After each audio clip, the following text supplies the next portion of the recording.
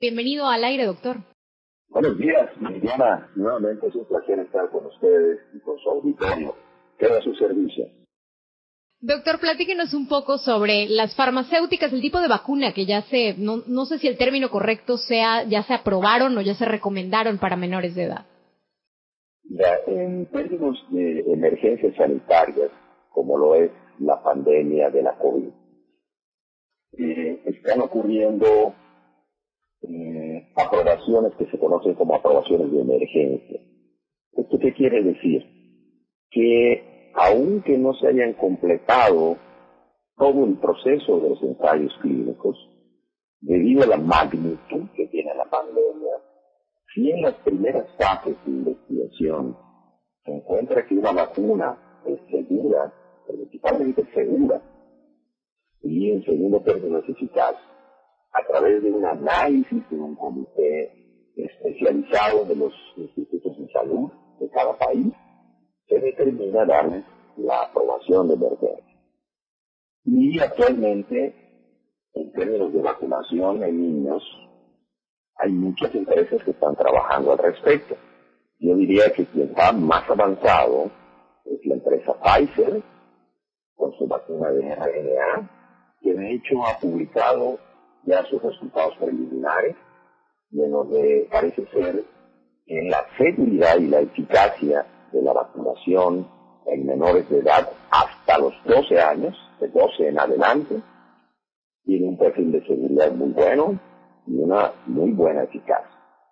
Atrasito viene la vacuna Moderna, que también es una vacuna RNA, y otras empresas como Johnson & Johnson, conocida en México como Janssen, han iniciado ya ensayos clínicos en menores de edad, lo cual a mí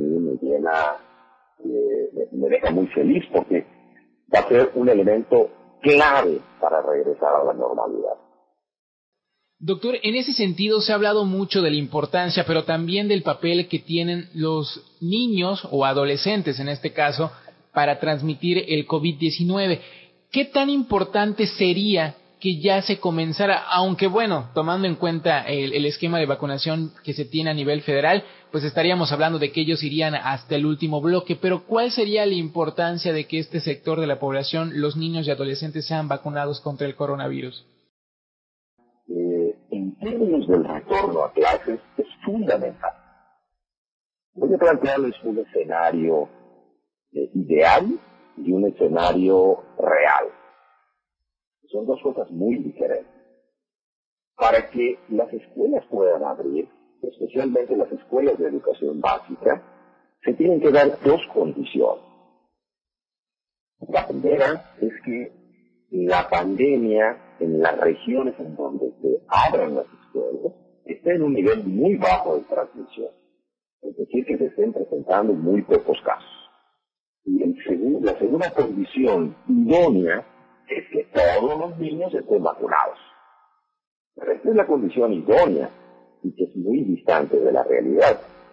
Yo creo que la vacunación solamente de los profesores y de los administrativos de la escuela no es una buena medida o no es una medida suficiente para evitar los potenciales riesgos de un retorno a clases de manera prematura.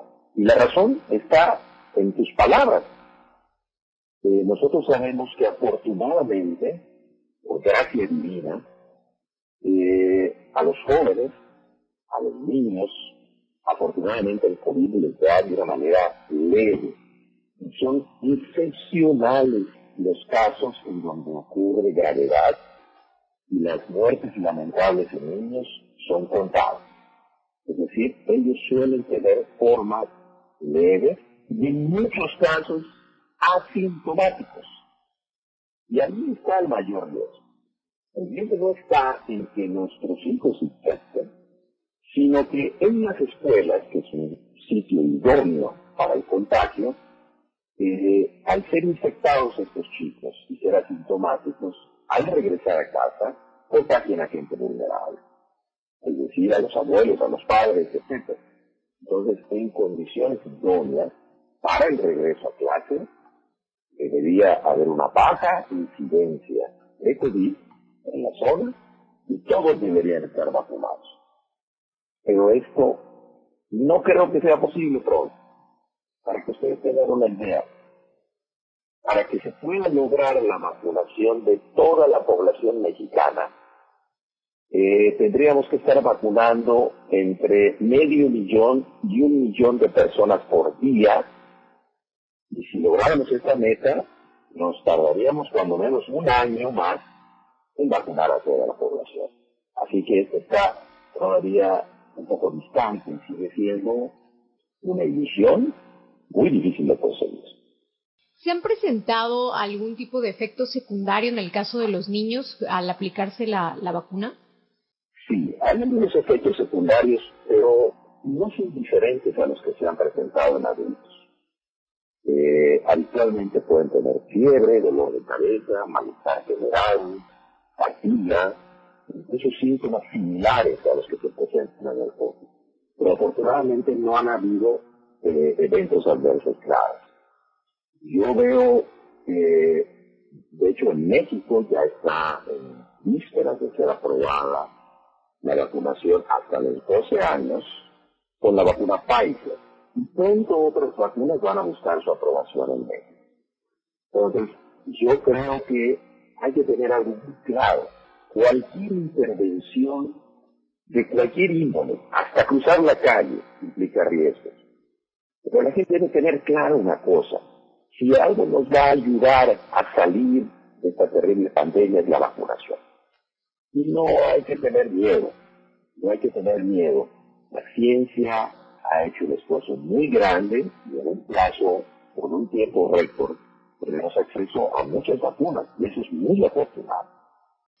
Y doctor, en ese sentido, y antes de finalizar, ¿cuál sería también entonces la recomendación para los padres de familia, para los maestros que también ya van a estar vacunados? Sobre todo porque, de acuerdo a lo que se sabe hasta ahora, no se pretende que el regreso a las aulas sea durante este ciclo escolar, y ya lo comentaba el gobernador, no valdría tanto la pena que regresaran por un par de semanas, 3 semanas a lo mucho, sino hasta el mes de agosto. Todavía falta, muchas cosas pueden pasar de aquí al mes de agosto, pero ¿cuál sería la recomendación pues para los padres de familia ante un posible o eventual regreso a las aulas? Mira, a mí me parece que la decisión de no regresar a clases en este periodo es una muy buena decisión. Porque para responder a esta pregunta me voy a ubicar en el segundo escenario, que es el escenario real. Hay que entender que en este momento el 30% de los jóvenes, por el aislamiento en el que se encuentran, están teniendo trastornos depresivos, ansiedad, trastornos del sueño, están retrasándose en su desarrollo intelectual, en su socialización, incluso la escuela tiene aspectos lúdicos. Entonces, yo creo que para cuando nosotros regresemos a clases, que probablemente sea en el siguiente periodo, este tiempo que hace falta hay que utilizarlo apropiadamente para planear el regreso apropiado. ¿Y qué implica la planeación? Sé que tenemos muy poco tiempo, pero quiero enfocarme en que la gente no pierda de vista cuál es la vía de transmisión de este virus. Este virus, su principal forma de transmisión es aérea, es decir, es a través de gotas o microgotas.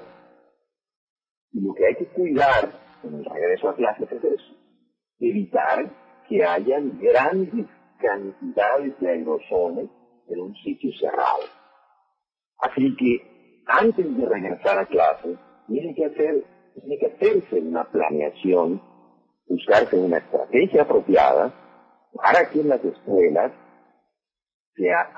haya un buen control en la concentración de aerosoles, en la transmisión a través de gotas grandes. Hay que planear muy bien los espacios entre alumnos, tal vez reducir el número de alumnos por aula.